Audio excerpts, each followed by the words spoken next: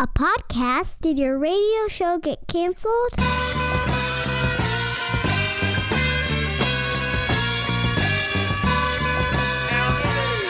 Fire.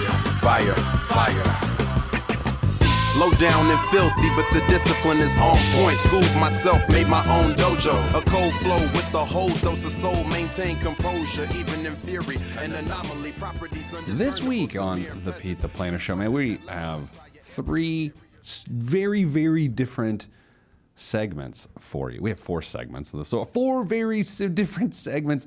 At first, we're going to tackle, I got a question from my USA Today column this week on life insurance, so we're going to talk about that. The next segment, we're going to talk about truly one of my biggest pet peeves on the planet, and probably yours too. You just probably don't know there's a name for it.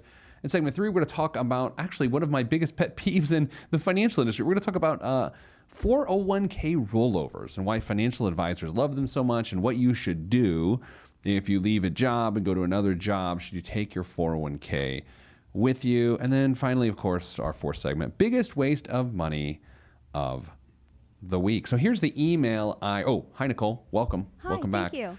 It's good to be back in my studio here. In your studio. Oh man, thanks for holding it down, buddy, for the last couple months here without me. My pleasure, pal. I've been in hotel rooms, and it's as creepy as it sounds. Moving on, here's the email. Dear Pete, I'm 57 years old. My kids are grown and out of the house, and I really don't feel like I need all the life insurance I once carried. I currently have $500,000 worth of life insurance, but once the kids moved out and I fully funded my retirement income strategy, the $500,000 seems excessive.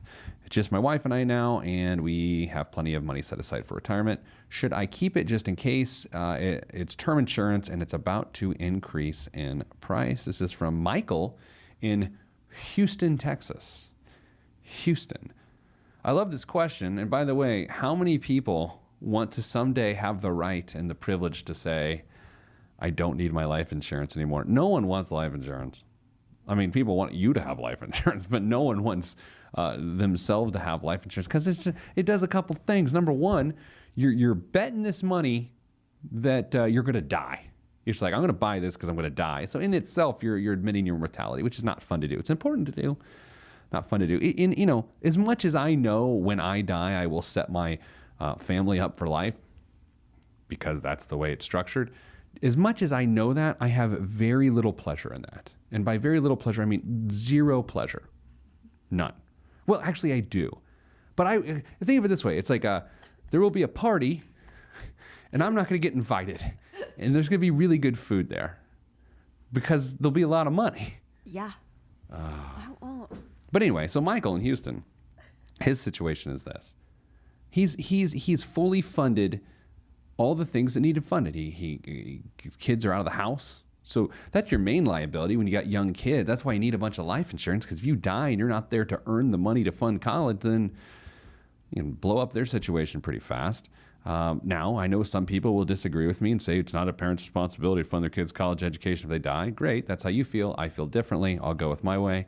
And of course, his wife, they have this life together. They got married. They've been married presumably for a very long time. And if one of them dies along the journey, then the other person's retirement is not at all what had been planned out.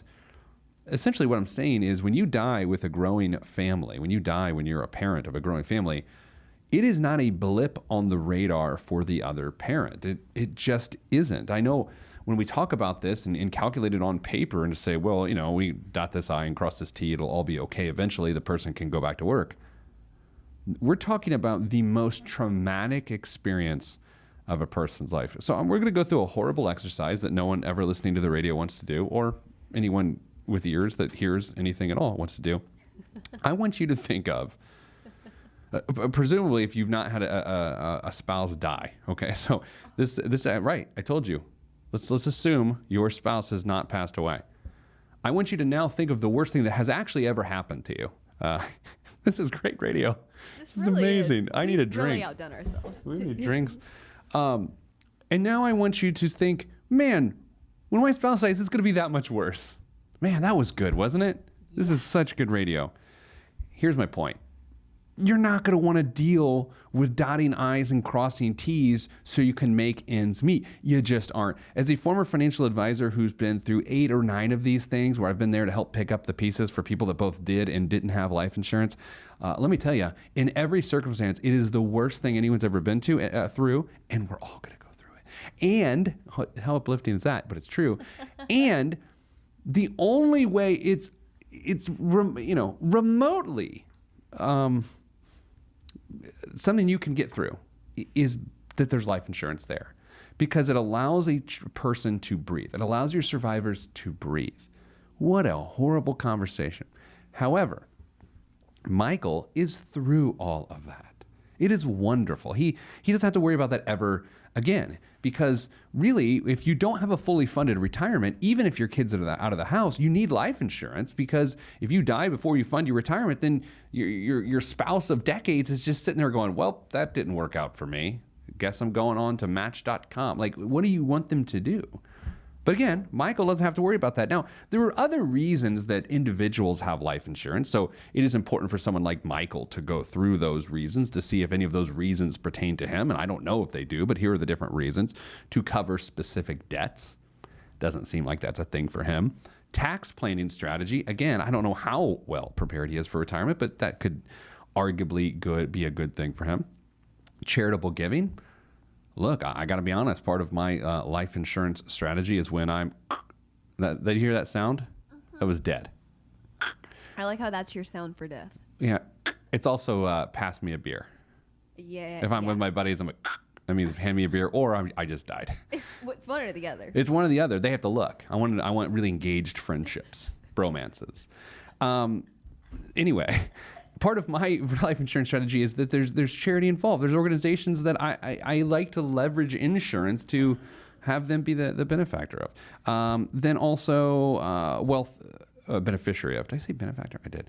Wealth transfer obviously is a good reason for life insurance. If it's important for you to create generational wealth, by all means have a bunch of life insurance. It is not important to me at all to create generational wealth. I don't particularly care for that. But that's your own choice of what you want to do. And then...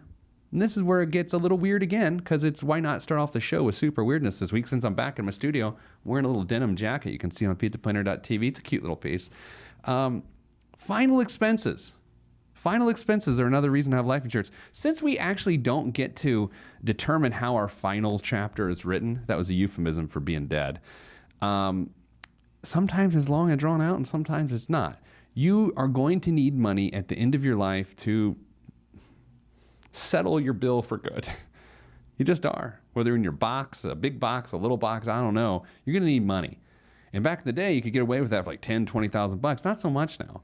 I think most people need somewhere, most middle to upper class folks need $50,000 to $100,000 of life insurance to make sure that their estates are completely settled out. Especially if you consider that, again, sometimes it's a long, drawn-out process in which a lot of medical bills are incurred and difficulties are had. So I like to see most people with $50,000 to $100,000. So what Michael should do, and if you happen to be like Michael and you don't feel like you need all the life insurance you have now, you don't need it going forward, he needs to convert $500,000 down to like $100,000. So he's got a term policy. He should go to his insurance company and see if he's still under the conversion umbrella. How about that for a good jargon for you this week? Conversion Umbrella, Nicole, was the name of my garage band in high school. Was it really? Yeah, Conversion Umbrella. No, it wasn't. But he should see if he's still in the conversion period. And if he is, all he would have to do is do a partial conversion. And then the good part about that, why you would want to always convert a life insurance from term to permanent in this scenario, is because then he won't have to medically re-qualify for the coverage. Let's say, and let's just take it all the way dark. Michael was in good health for a good time, but now all of a sudden Michael has cancer, right? And so, I know but it tells for illustrative purposes. Michael probably would not be able to get life insurance right now if he went out and bought it off the street if he has cancer. But because he's got a conversion privilege, he doesn't have to requalify medically.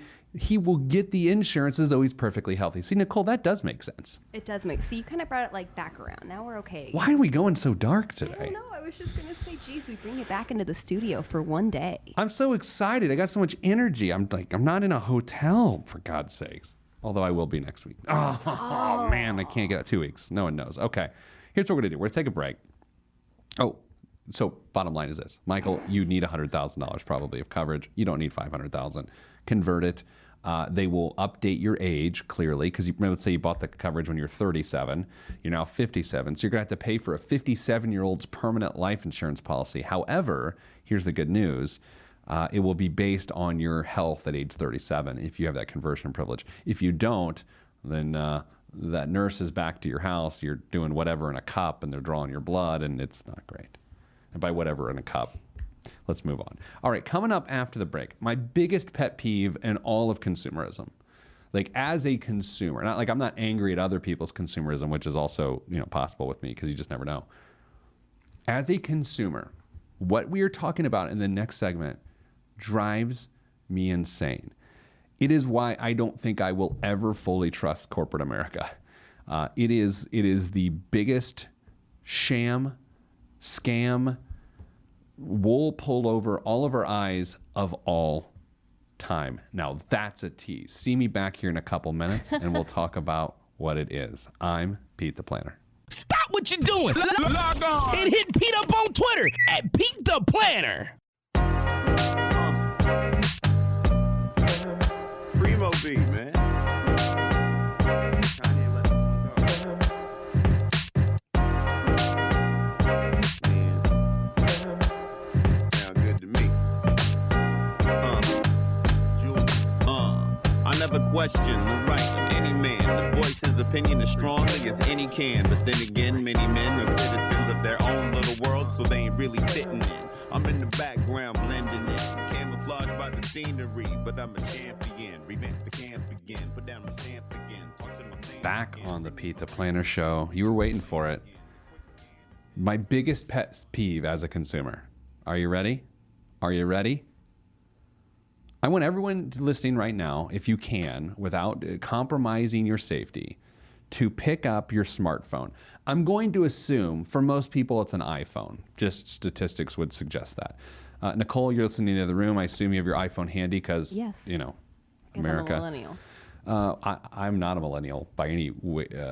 I want you to pick up your iPhone. I want you to turn it over, and I want you to look at the bottom of your iPhone. Okay, so if you're watching on Pete the Planner TV, the bottom of the iPhone where your lightning port is, okay? Very specific. I want you to look at the screws right next to the lightning port. I kind of can. Do you see them? Yeah, I see him. They're a weird head to them. They've got a weird head.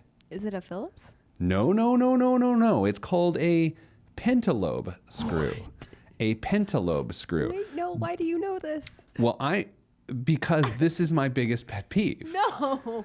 There's a reason why you need something called a pentalobe screwdriver to open your iPhone. And it has to do with this concept called planned obsolescence.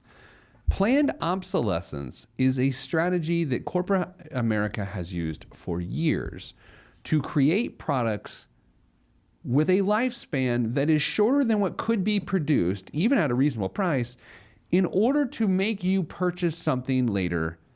Again, there's several different examples of this, several different types of this. And this has come to my attention yet again, because right now, Dyson, which is the fancy sucky company, right? Is that what they call it? Is that their the vacuum company? The fancy sucky company. Why didn't they go with fancy sake company? Because I don't like sucky makes them sound like that they're not great. Well, look, I'm not in marketing. So the Dyson company, the fancy suckers, LG, which makes everything, right? And Wahl, W-A-H-L. They make like trimmers for hair. Oh, yeah. Back when I had hair, that was appealing. Anyway, they don't want consumers to be able to fix the products when they break. So what they've done is they've refused to manufacture parts and offer those parts direct to consumers to fix the things that break. They only allow authorized repair shops to fix these. Why?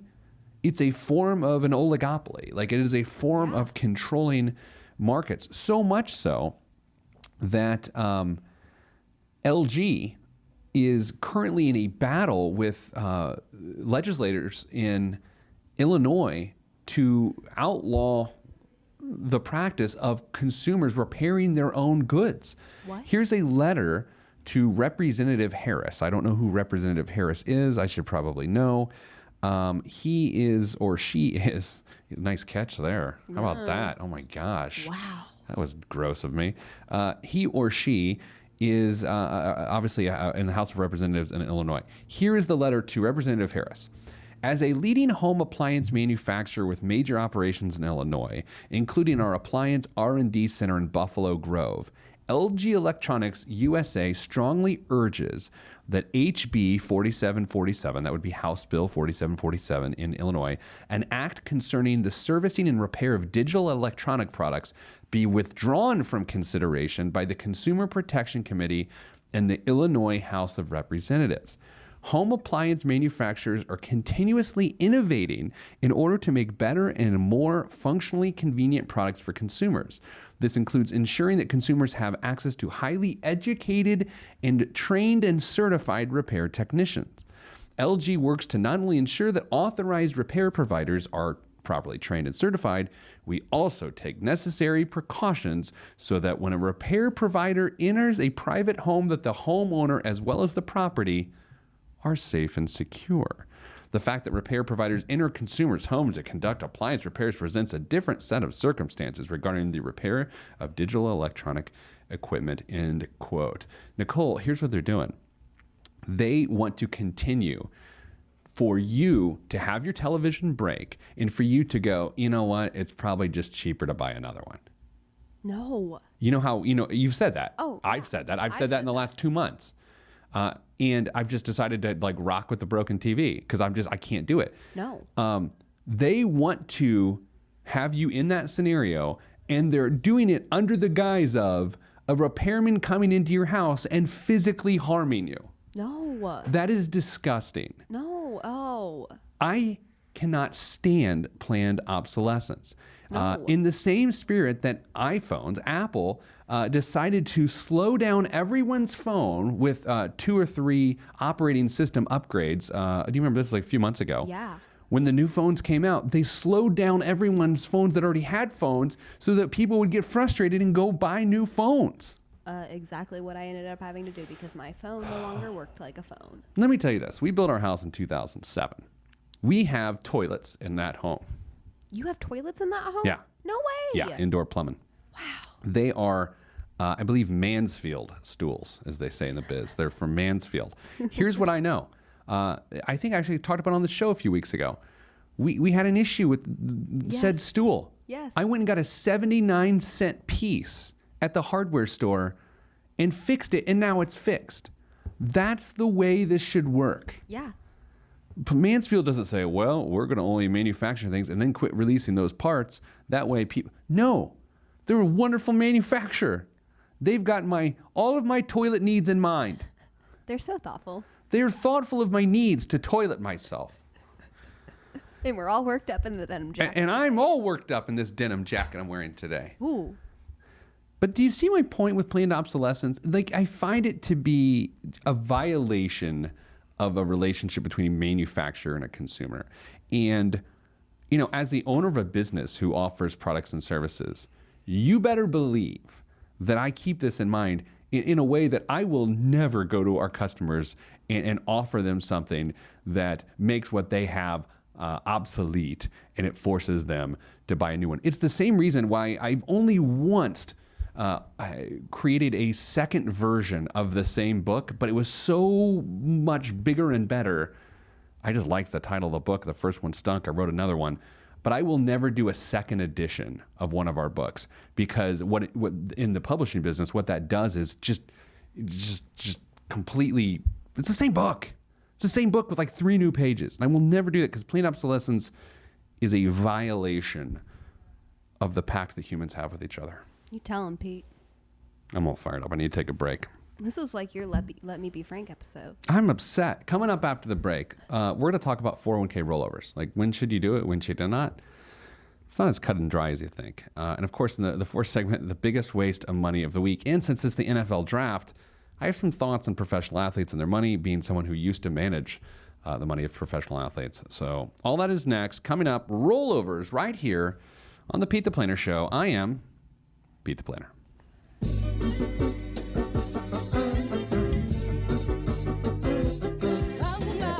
Yeah. Axe hand on the beat. Yes, sir. Glass House. Yes, sir. Mr. Kinetic, Rusty Redenbacher. ATFU. Naptown. Yeah.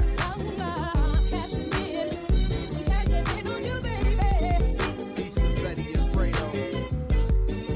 Helicopter choppers. Yeah, y'all ain't hip yet. Cashing in like the end of the game at the casino. I lean so the glare of the rear view don't hit me. Swiftly through the avenues and boulevards. Old soul playing on my speakers. Old soul but young in age, a boss player. Not from the Himalayas, but my fam gave me Gary, Indiana game. Grew up around the country, but the mindset was there. One of the most common questions I get on a regular basis is, hey, I'm leaving my job. What do I do with my 401k? I mean, if you see a billboard as you're driving down any interstate in this country, you're going to see a sign that says rollovers? Question mark? Give me a call. And it's some local financial advisor who wants to roll over your 401k. Well, what does that all mean? Should you roll over your 401k? And so much more. And to help us discuss this, I welcome Sarah Krapik, who's an education specialist at Strategic Retirement Partners, SRP. Hey, Sarah, how are you?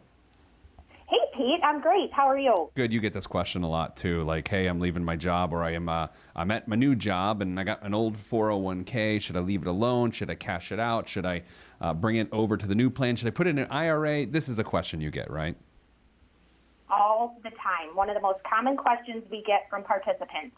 And I think it's one of those questions too that, and honestly, right, financial advisors love to hear asked because in many respects, sometimes it's an opportunity for a financial advisor to begin a relationship with you, because then they can begin to start to manage your money. But it can't be that simple, Sarah. How does someone begin to even break down what they should do with an old retirement plan?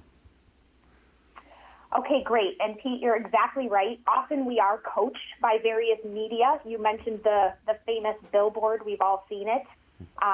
And not only that, but we are maybe enticed or contacted by wealth managers to talk about rolling out into IRAs, especially when we're in times of transition. But keep in mind that you have a couple options when you're switching jobs, and some of them are good options.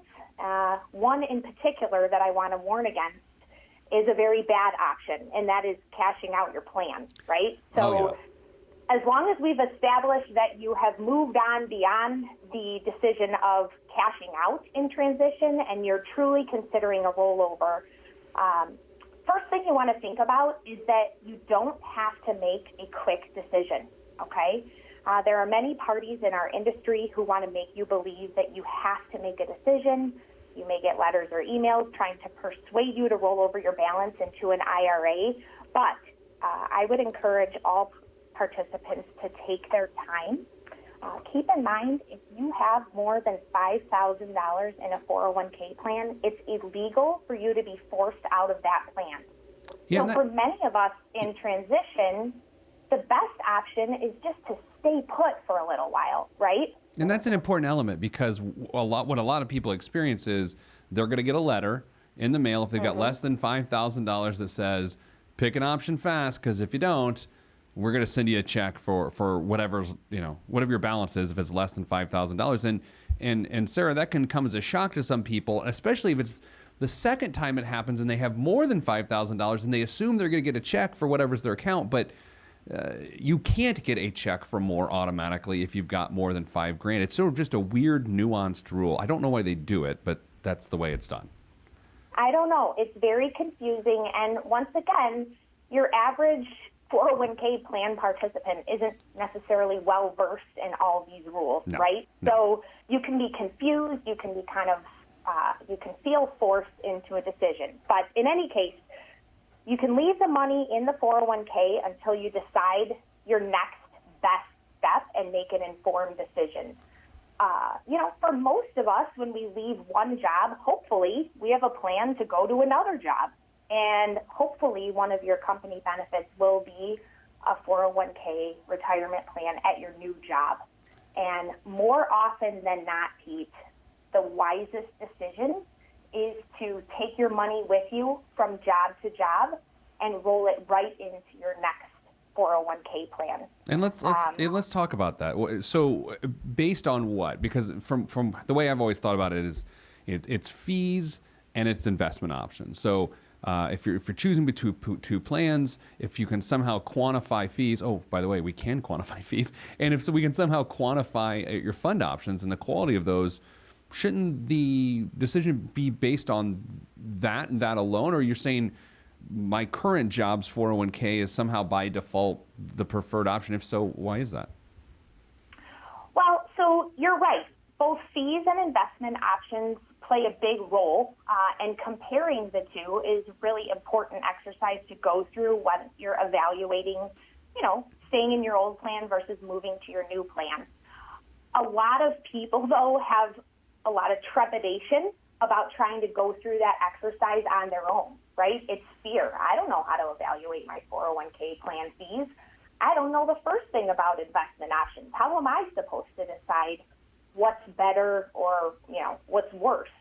So bear in mind, there are a ton of resources out there for plan participants, whether that be an advisor, a plan advisor like we are here at SRP.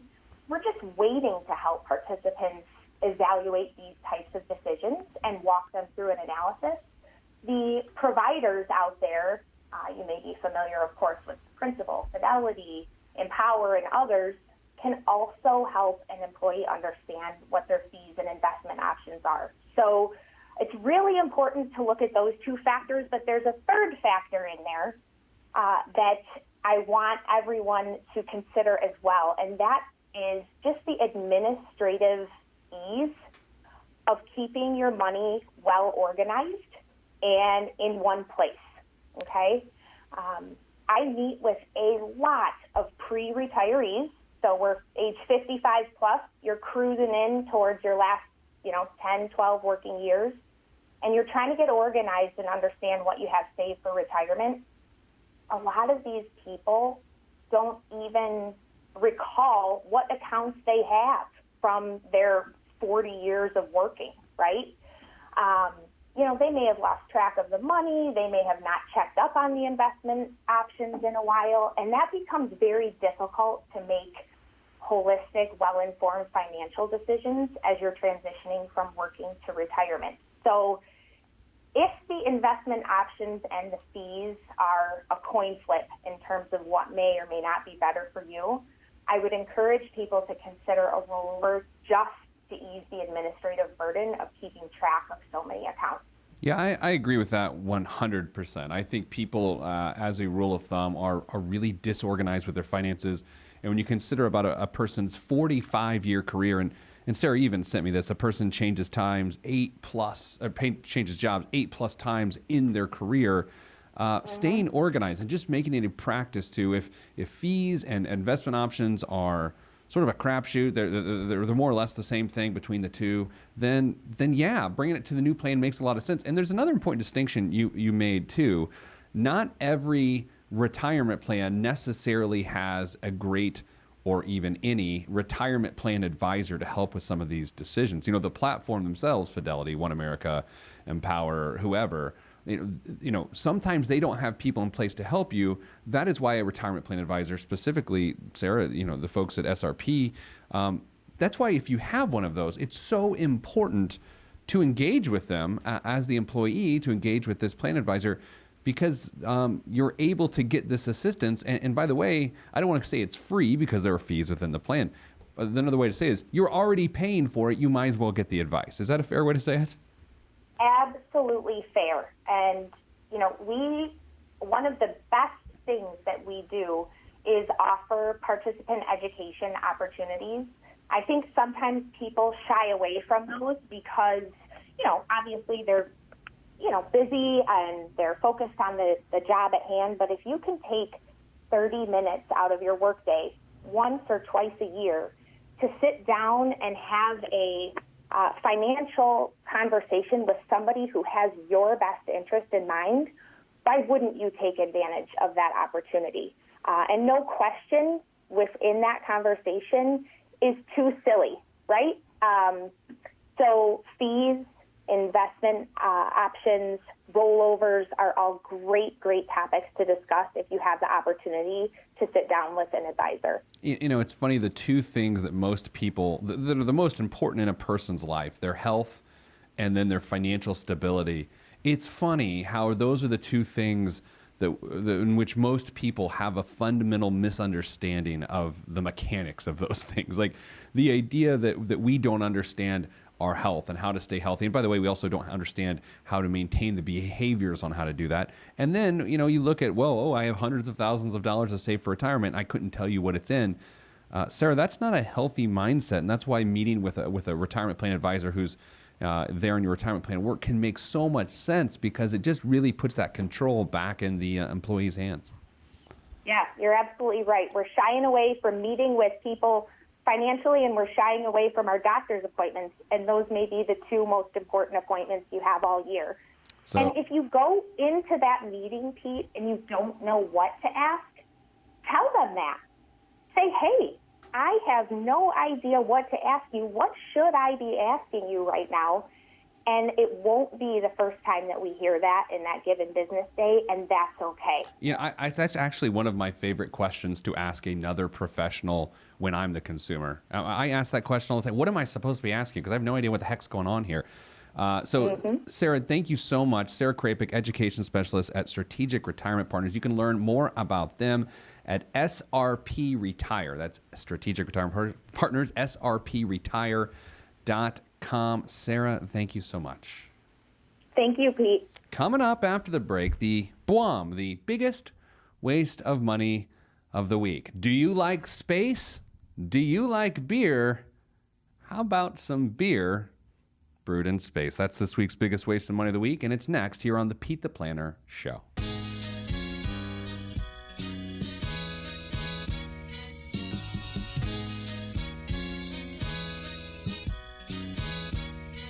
Every day living through the peace of my soul, I remain whole even in the middle of the pain. Even though my life has the rain, I still remain sane, writing and creating for my life. And my pen is my sword given by the Lord, and I use it to fight the tides of restriction. Sometimes I'm conflicted, find myself looking at the trees too much and can't see the forest. Enemy shall inherit the earth, and I want to inherit something other than the high blood pressure and diabetes. So work is what I gotta do.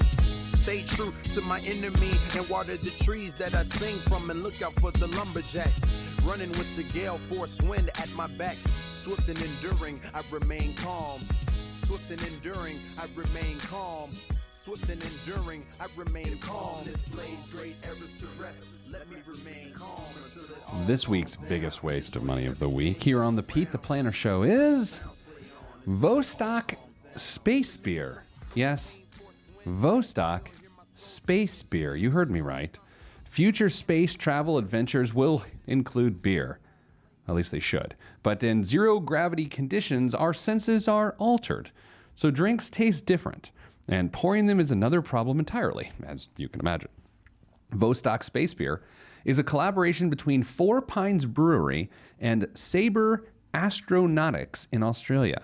The beer itself was brewed with a zero-gravity environment in mind, using a dry Irish-style stout recipe, while a special insert was created in the bottle that wicks the beer from the bottom to the neck, providing enough surface tension so you can drink Vostok directly from the bottle in space.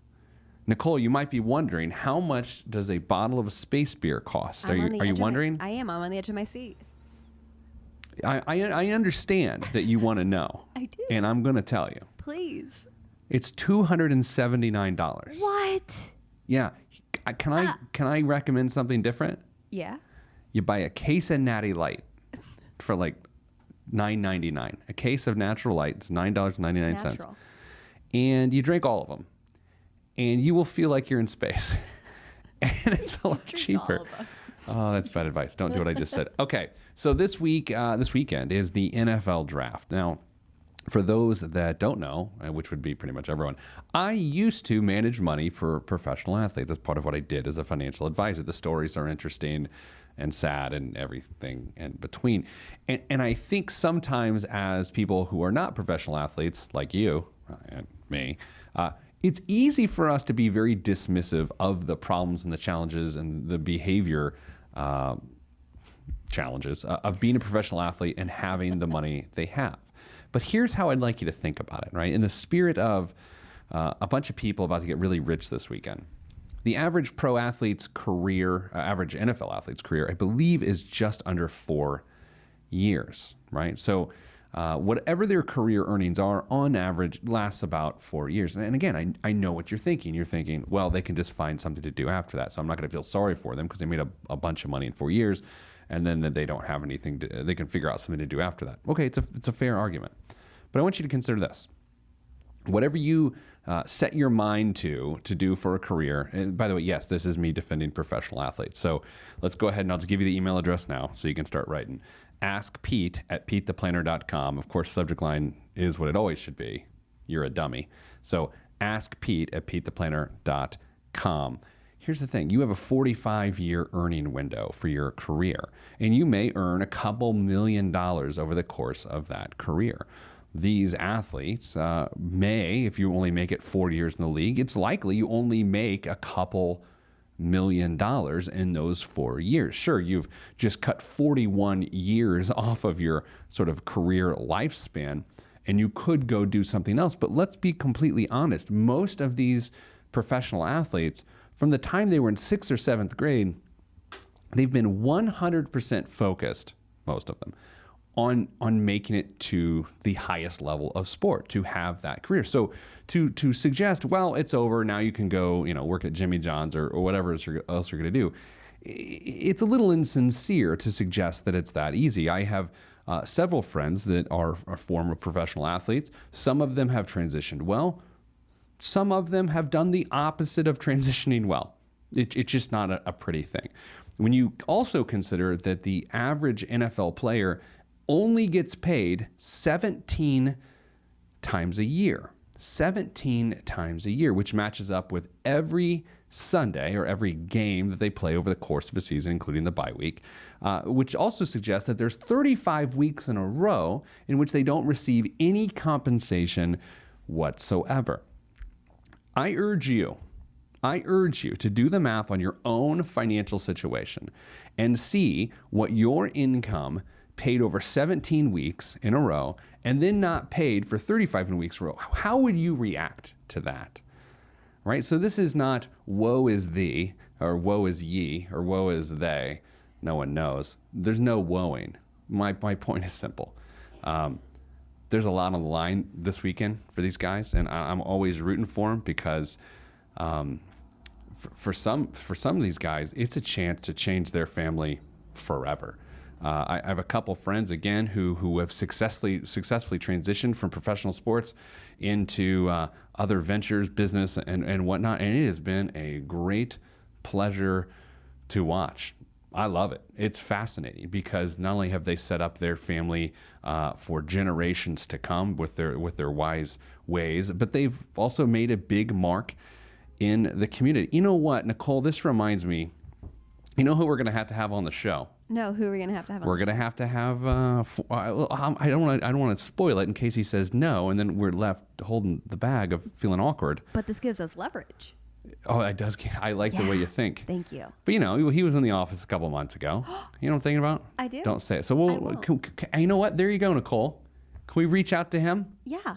Have a little pro athlete edition of the show. Have that guy on. We're writing shows while we're recording a show. It's that easy. You know, when I used to manage money for professional athletes, here's more or less how we would do it. Okay, so anytime you'd get paid, you would push all your money into a fund. Now, this already sounds shady, doesn't it? Does. Man, this sounds shady.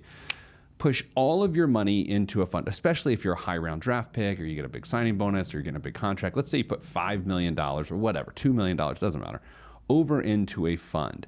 And then every time you get paid, all the money goes into this fund and you essentially are paid a salary for the rest of your life off of that money. So, for example, if you had $5 million set aside in a fund, then you would be paid $250,000 for the rest of your life based on that initial $5 million. Even if you never put another $5 or any more money towards that. That's how a lot of times the professional athletes work with their financial advisors to have a realistic lifestyle for good. Now, if you live in a city like Indianapolis or somewhere in the Midwest where $250,000 more or less makes you a Rockefeller, it's a pretty darn good plan. Yeah. Now, if you're working out of Washington, D.C. or the Bay Area or something like that, given $250,000 for the rest of your life, not such a great plan. Nah. Not such a great. And by the way, when I was doing this was over 10 years ago, so salaries were a lot different then. I think it's a lot easier for a professional athlete to have $10 million set aside and could still live on $500,000 a year based on that 5% rule that a lot of financial advisors use specifically for professional athletes.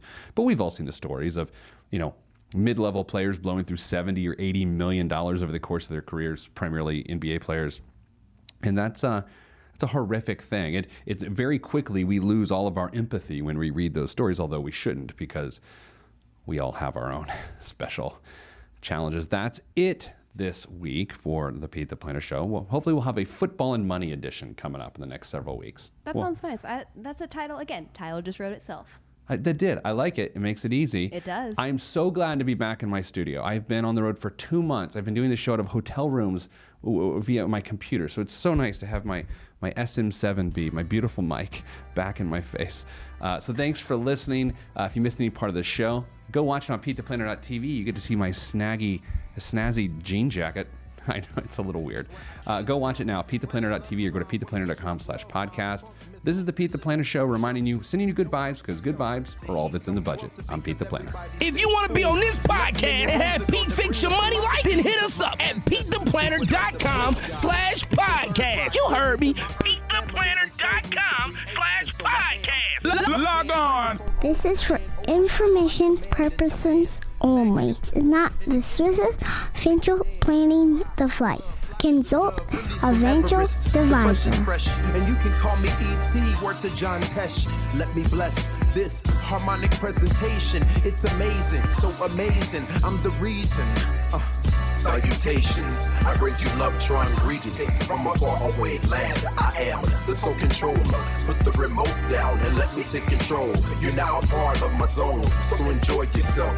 Love-tron can restore your health. I bring you greetings, salutations. How you doing? And is that how y'all say it? The tinkling of the keys is an homage to the little star. I sojourn over poetic descriptions of sound and travel to my other world. Out of this world, spaceship on my arm took me home, fueled by the ink and the megabytes and the hypertext transfer protocol, stronger than the Skynet and the Terminator. I push faders into warp speed, glide with ease, creating a breeze they call a black hole. Event horizon, no rear view concerns. This I adjourn, and beats I burn. This I adjourn, and beats I burn. Salutations, I bring you love-tron greetings from a faraway land. I am the sole controller. Put the remote down and let me take control. You're now a part of my zone, so enjoy yourself. Love-tron can restore your health. I bring you greetings, salutations. How you doing? And is that how y'all say it?